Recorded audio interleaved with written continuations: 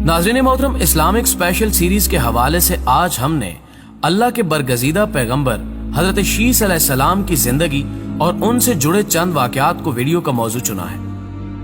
गुज़श्ता video में हमने हजरत शीस से मुतल्लिक कुछ मालूमात फराहम की थी, क्योंकि हजरत शीस अलैहिस्सलाम का कुरान मजीद में कहीं भी जिक्र नहीं आया, तो इस हवाले से इनकी बहुत सी मालूमात में तजाद पाया जाता है।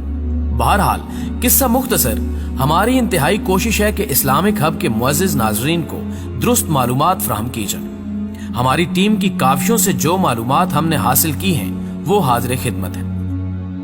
नाज़रीन गिरामी, हजरत शीस अलैहिस्सलाम हजरत आदम अलैहिस्सलाम की औलाद है। हजरत शीस अलैहिस्सलाम हजरत आदम के तीसरे बेटे और इंतहाई फर्माबरदार, नेक तबीयत, खूबसूरत और खूबसीरत किरदार के मालिक थे।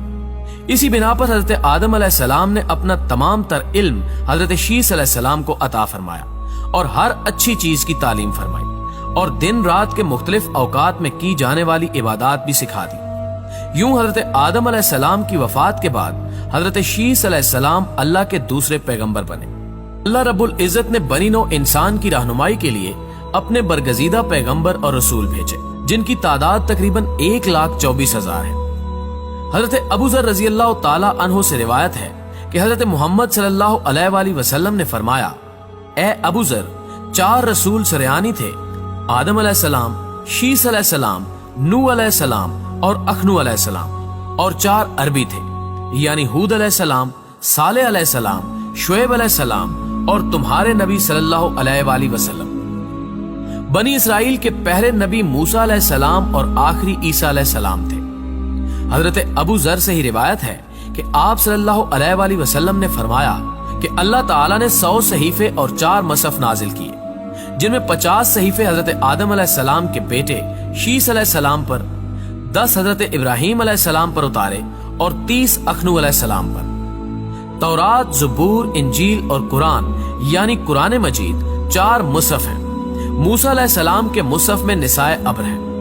मोअज़्ज़िज़ दोस्तों, सीरतुल अंबिया की किताबों में तहरीर है कि हजरत शीस अलैहिस्सलाम हुस्न सूरत और सीरत में हजरत आदम अलैहिस्सलाम के मुशाबे थे और हजरत आदम अलैहिस्सलाम तमाम बच्चों से ज्यादा हजरत शीस अलैहिस्सलाम से प्यार मोहब्बत और शफकत करते। इसी बिना पर हजरत आदम अलैहिस्सलाम ने हजरत शीस अलैहिस्सलाम को अपना जानशीन मुकर्रर किया और हजरत शीस अलैहिस्सलाम के हक में दुआए खैर बरकत फरमाई। कहा जाता है कि हम सब हजरत शीस अलैहिस्सलाम की औलाद में से हैं और दुनिया में जितने भी अंबिया आए वो सब हजरत शीस अलैहिस्सलाम की औलाद हैं, क्योंकि हजरत आदम अलैहिस्सलाम के एक बेटे हाबील तो कत्ल हो गए और काबील ने अपनी शैतानी दुनिया बसा ली। एक रिवायत है कि हजरत शीस अलैहिस्सलाम एक तवील मुद्दत तक मक्का मुकरमा में रहे और पत्थर और चिकनी मिट्टी से अल्लाह के घर की तामीर की, जो तूफान नूह की वजह से खत्म हो गया और वहां मिट्टी का एक टीला बन गया।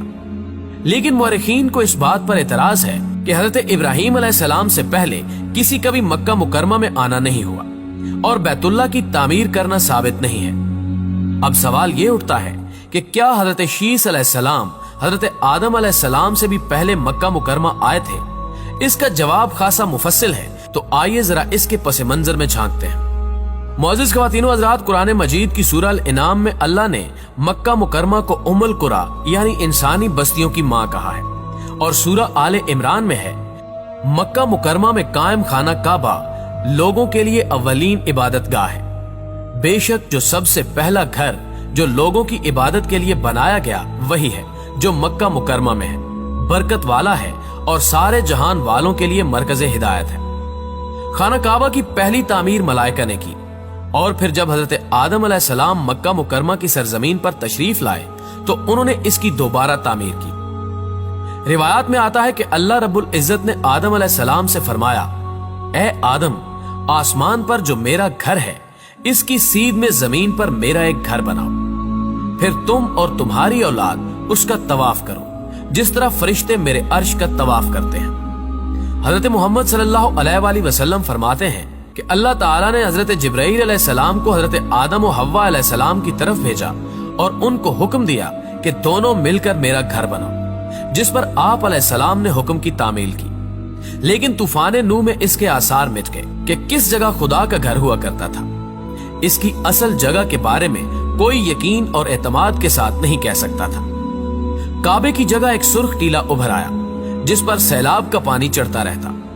لوگ صرف اتنا جانتے تھے کہ یہ کعبہ کا مقام ہے، لیکن وہ جگہ کا تعین کرنے سے قاصر تھے۔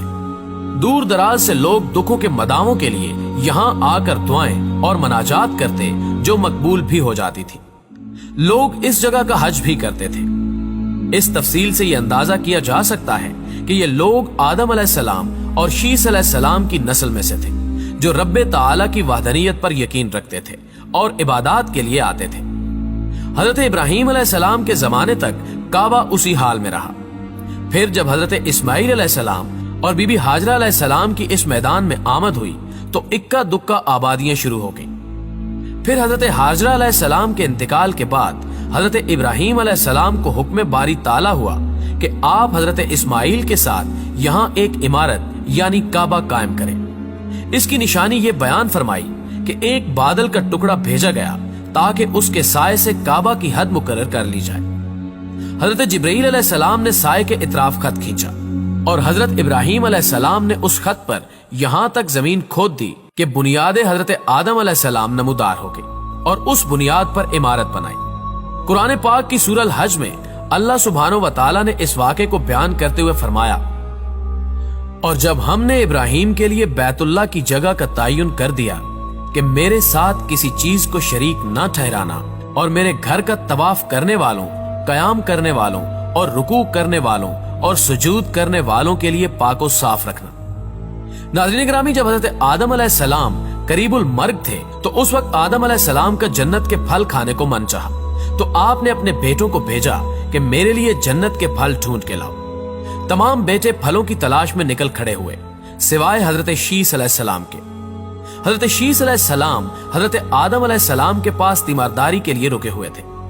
حضرت آدم علیہ السلام کے بیٹے کئی گھنٹوں تک پھلوں کی تلاش میں بھٹکتے رہے اور دیر ہو گئی، تو حضرت آدم علیہ السلام نے حضرت شیس علیہ السلام سے فرمایا کہ بیٹے تم اس پہاڑ پر جا کر دعا مانگو، حق تعالیٰ اس دعا کی برکت سے میرے لیے پھل بھیجے گا۔ تو حضرت شیس علیہ السلام نے کہا کہ آپ میرے والد و بزرگ ہیں، آپ خود حق تعالیٰ سے دعا کیجیے، جس کے جواب میں حضرت آدم علیہ السلام نے فرمایا کہ میں بارگاہ الہی میں شرمندہ ہوں گندم کھانے کی وجہ سے۔ تب حضرت شیس علیہ السلام اپنے والد کے حکم پر وہاں جا کر دعا کرنے لگے، تو حضرت جبرائیل علیہ السلام کو پایا جو ایک پھلوں سے بھری تشتری ایک حور کے سر پر رکھے ہوئے تشریف لائے، اور وہ تشتری حضرت آدم علیہ السلام کی خدمت میں پیش کر دی۔ حضرت آدم علیہ السلام کے پوچھنے پر جبرائیل علیہ السلام واہ ہوئے کہ اس حور کو اللہ رب العزت نے حضرت شیس علیہ السلام کی زوجیت میں بھیجا ہے، کیونکہ حضرت شیس علیہ السلام تاک پیدا ہوئے ہیں جبکہ باقی جفت ہیں، اس لیے اللہ تعالیٰ نے حضرت شیس علیہ السلام پر اپنا خاص انعام کیا۔ ایک روایت میں ہے کہ اس حور کا نکاح حضرت شیس علیہ السلام سے ہونے کے بعد واپس جنت میں بھیج دیا گیا، جبکہ دوسری روایت میں آتا ہے کہ حضرت آدم علیہ السلام نے اس حور کی شادی حضرت شیس علیہ السلام سے کر دی۔ اس حور کی زبان عربی تھی، اس لیے جو فرزند پیدا ہوتا وہ عربی ہوتا، اور ہمارے آخر الزمان نبی حضرت محمد صلی اللہ علیہ وآلہ وسلم بھی انہی کی نسل سے ہیں۔ ناظرین گرامی، حضرت شیس علیہ السلام کی دعا سے جو جنتی پھل اللہ تعالیٰ نے جبرائیل امین کے ذریعے حضرت آدم علیہ السلام کو بھیجے، وہ میوے حضرت آدم علیہ السلام نے بھی کھائے اور اپنی اولاد کو بھی دیے، جنہیں کھا کر وہ علم و فراست میں سبقت لینے والے بن گئے۔ آخر میں حضرت آدم علیہ السلام نے اپنی رحلت کی خبر سنائی اور کہا کہ میں اپنے بعد اپنے بیٹے شیس کو اپنا جانشین مقرر کرتا ہوں، سب اس کی اطاعت کرنا۔ جب سب نے اقرار کیا تو حضرت آدم علیہ السلام اس فانی دنیا سے کوچ کر گئے۔ تمام فرزند رونے لگے۔ کفن دفن کے بعد سارے بیٹے باپ کے غم میں 2 سال قبر پر بیٹھے رہے، پھر منتشر ہو گئے۔ حضرت شیس علیہ السلام نے اپنے والد محترم کا مشن پوری ایمانداری سے جاری رکھا۔ وہ لوگوں کو برے کاموں سے منع کرتے اور حق باری تعالیٰ کے حکم کی تعمیل کرنے کو کہتے۔ حضرت آدم علیہ السلام کے ہی فرزند یعنی قابیل نے ایک پہاڑ کی دوسری جانب اپنی شیطانی دنیا بسا لی تھی۔ وہ شیطان کا غلام بن گیا اور شیطان کے مقصد کو پورا کرنے میں اس کے